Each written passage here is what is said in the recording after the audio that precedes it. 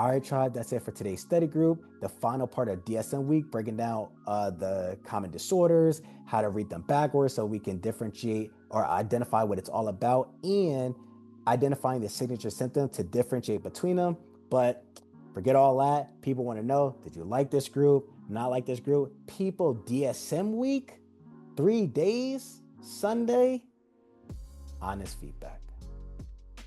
Hi, Ray. This is Hey. Adama. I'm in New Jersey. I just want to say I appreciate you so much. You have a gift. I have been in many different groups for this clinical exam. I've had individual tutoring, and I have to say the way that you break down the questions, the information, I actually remember it. I struggle with auditorial learning. I'm more of a visual person. But the way that you break it down and how you create different methods to remember, it is so helpful. I appreciate it. Yeah, I'm going to be taking my test on Thursday, and I feel more comfortable with being able to take it. So thank you. Nice. And this is just my Ray way of things. Simplify, organize, simplify. So definitely glad you're getting value out of it. And also, you're taking your exam Thursday, so take your time, don't rush, and remember, what is the question asking and what are the answer choices actually saying? We want to make sure that we're always picking it for the scenario-based questions. We always want to make sure that whatever answer choice we're picking, we're answering what the question is actually asking. We want to make sure that whatever answer choice we're picking, it aligns with the code of ethics, not go against it. And we want to make sure that whatever answer choice we're picking addresses the issue going on within the question, that or the need of the client. So when you wake up the morning of the exam, take your time, don't rush. It's okay if we get some questions that it's like, I didn't feel as confident with that. There's more questions coming. So it's all good. And let us know when you pass so we can celebrate you. Thank you. Mm-hmm. Hey, Ray, it's Susan. I want to say thank you so much for this. This was so helpful. Really helps to tease out all the differential diagnoses of the overlapping diagnosis, because that's where I get tripped up on the questions because they're so similar. And I really liked that you were the one to answer the question, to read the questions and answer each question. So we got repetitive how you tackle each question. I thought it was much more helpful to do that. So we could get like that role modeling of how to attack each question on the test. So thank you.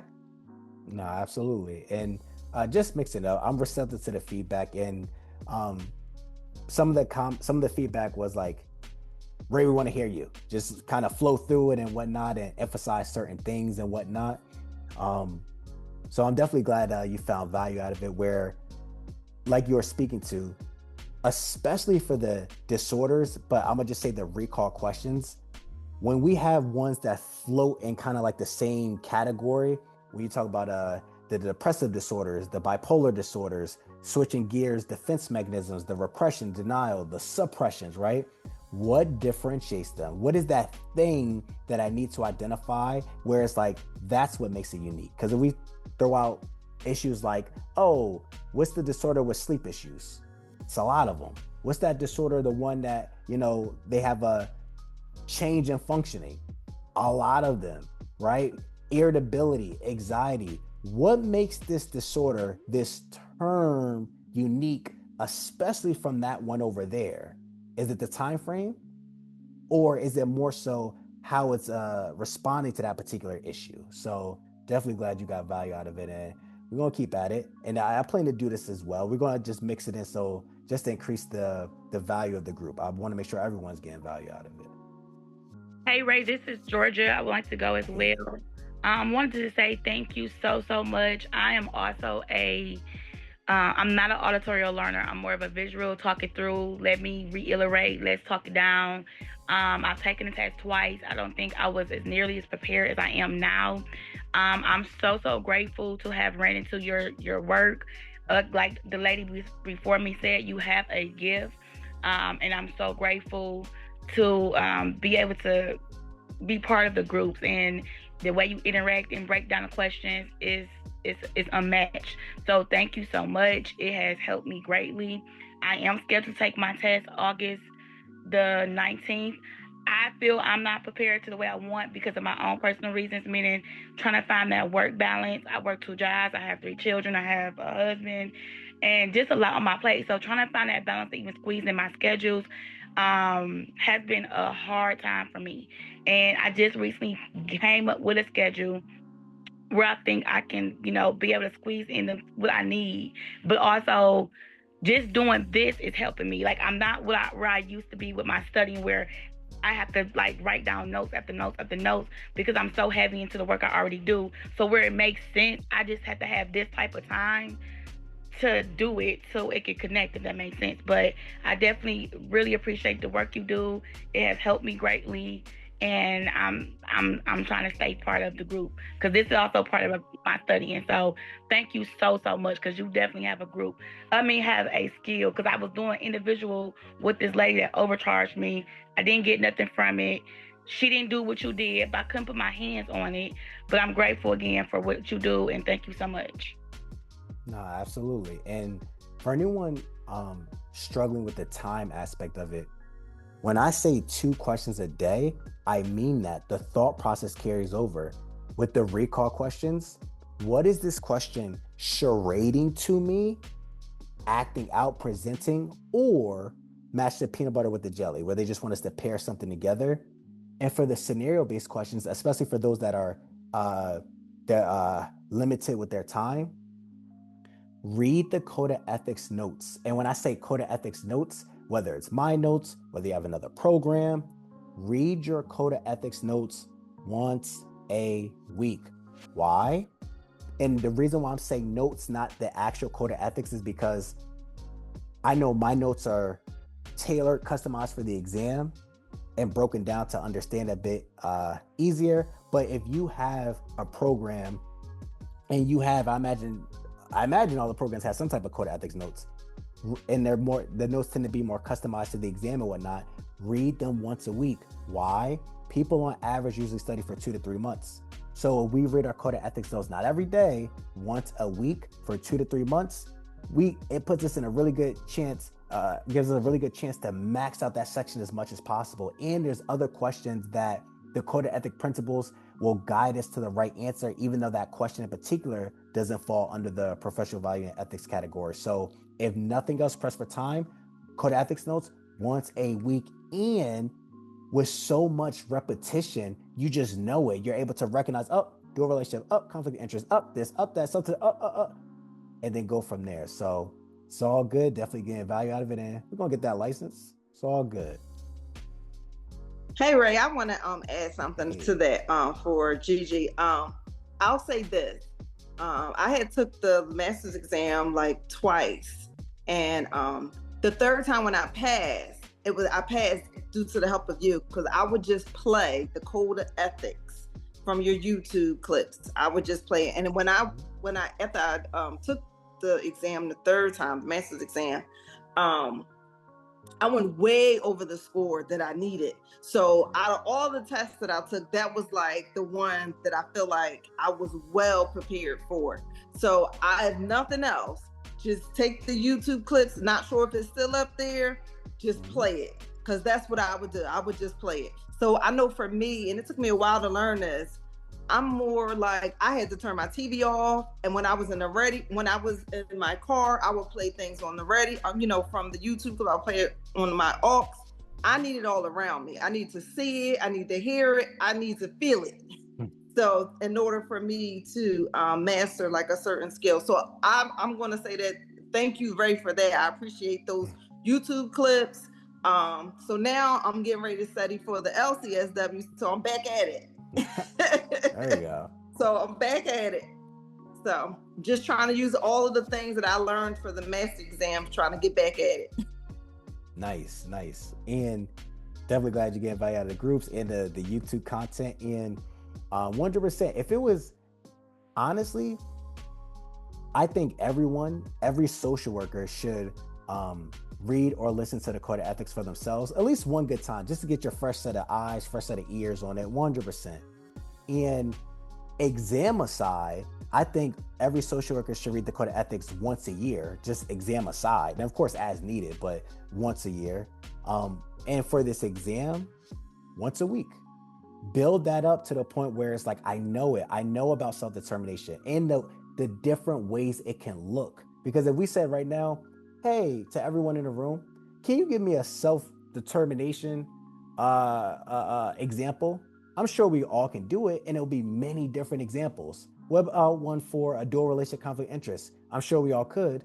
Many different examples.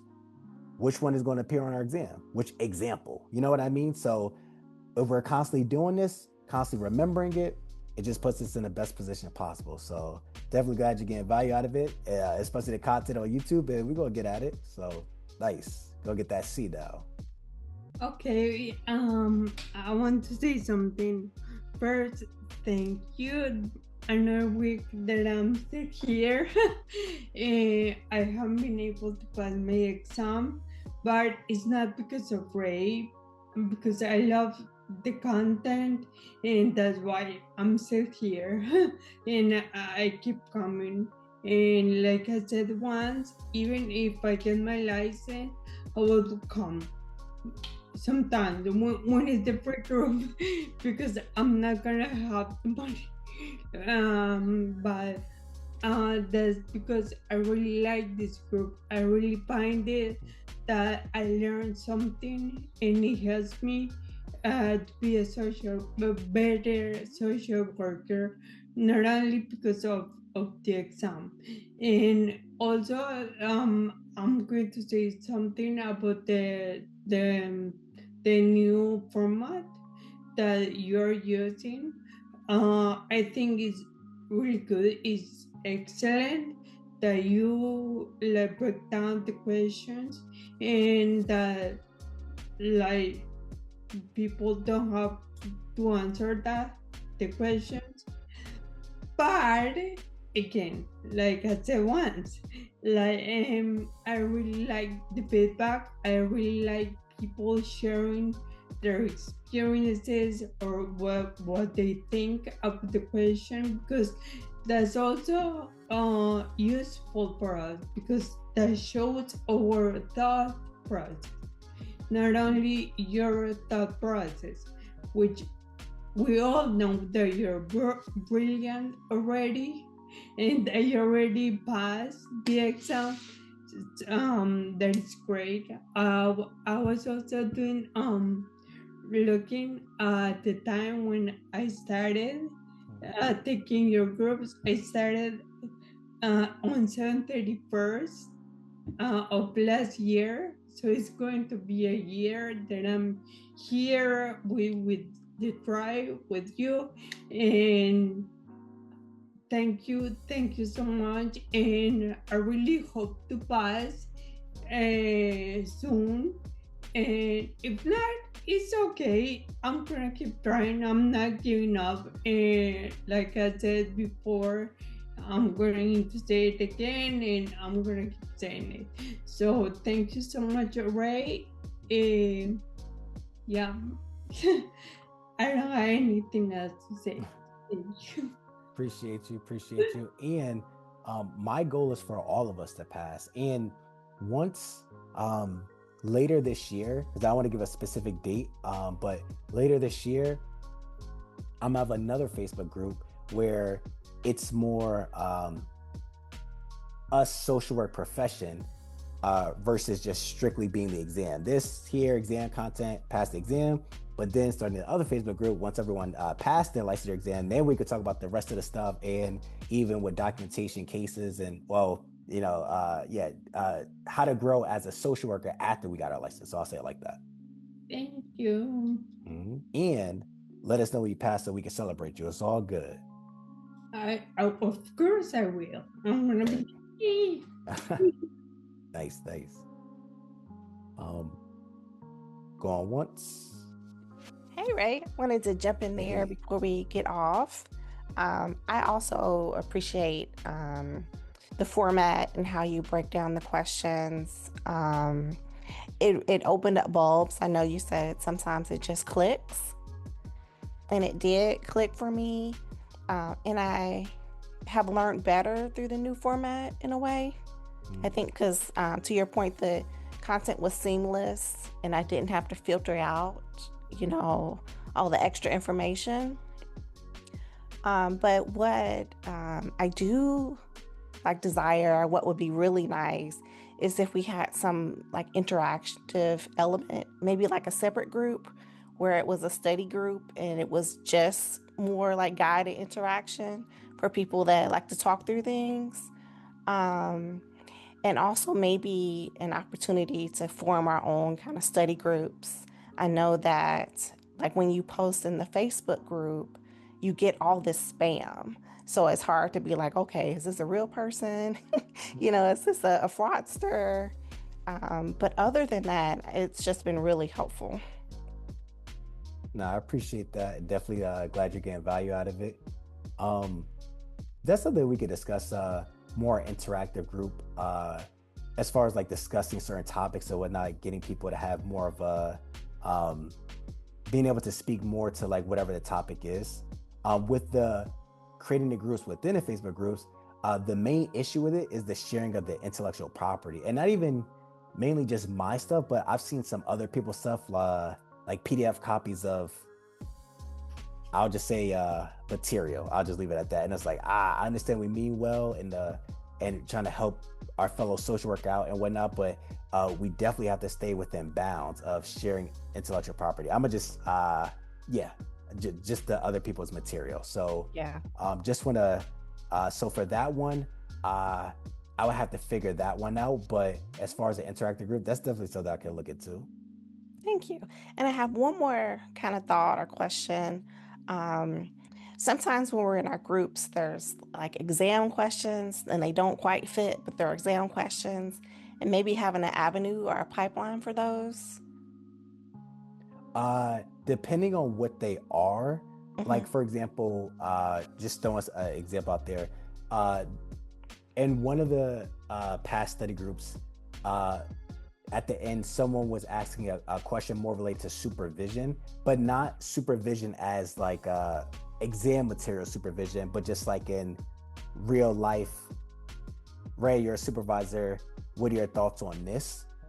For those, I plan to start after we finish with the material, the course, everything like that. I'm gonna start another Facebook group where that's more of an avenue for us where we can grow professionally. I want to give all the secrets and the plans away and stuff, but after we pass our licensure exam and whatnot, we have this other Facebook group. We'll be able to do a lot more than what we're able to do now, just because ASWB adherence and sticking to exam content. Yeah. Thank you. Mm-hmm. Hi, Ray. Please excuse my voice. I'm coming in from New Orleans, Louisiana. I'm a manager at the Superdome, so I didn't get off work till 4 this morning, but I was making it my business to be here, so please excuse my voice. I just want to tell you thank you. I just appreciate all of your due diligence and what you're doing. It has definitely impacted my life and my study process. I test on the 22nd, and I just love your little tips and tricks to just, I don't know, I'm catching it, and I'm just so excited. It's going to be my first time taking the LCS. I haven't tested in about 8 years, so I had a lot of anxiety coming into this. But I feel comfortable. I feel confident. I've been doing what you told me, and I'm sticking through it. While you were talking, I'm not sure if I missed something. I was moving around because I'm getting ready to go back for the last night. I'm exhausted. But did you say what was on schedule for this week by any chance? I don't know if I missed it or not. I didn't, but I'm gonna upload it as soon as we're done. Okay, but thank you. I appreciate you. Peace and blessings on all that you do. You're amazing. Thank you. Appreciate you as well. Nice. And we got this with the 2 a day, that consistency. Again, unless we're doing a practice exam, I don't want to study for 4 or 5 hours a day. Again, unless we're doing a practice exam or something like that. On a day-to-day, we want to get in consistent practice questions. Again, not a whole 4 or 5 hour practice exam, consistent practice questions, and that code of ethics once a week. It don't matter what program we're using, code of ethics once a week. And if you already have a program and they have a structure, read their code of ethics notes once a week to the program. Because again, we just want to max out that section. So definitely glad you're here, again, value, and we got this. We're going to get that license. All right, everyone. Thank you for attending today's study group, the final part of DSM week, breaking down and differentiating between the disorders. And again, we got this. Charades method or match the peanut butter with the jelly for all of the recall questions. And for the scenario, one of the main things to help, focus on what the question is actually asking, what the answer choices are actually saying, and read your code of ethics notes once a week so you can max out that section, and it can guide us to the correct answer for some of the other scenario-based questions that don't even fall in that professional values and ethics category. So it's all good. All right, Tribe, thank you for attending today's study group, and I'll see you next study group. Bye. Thank you.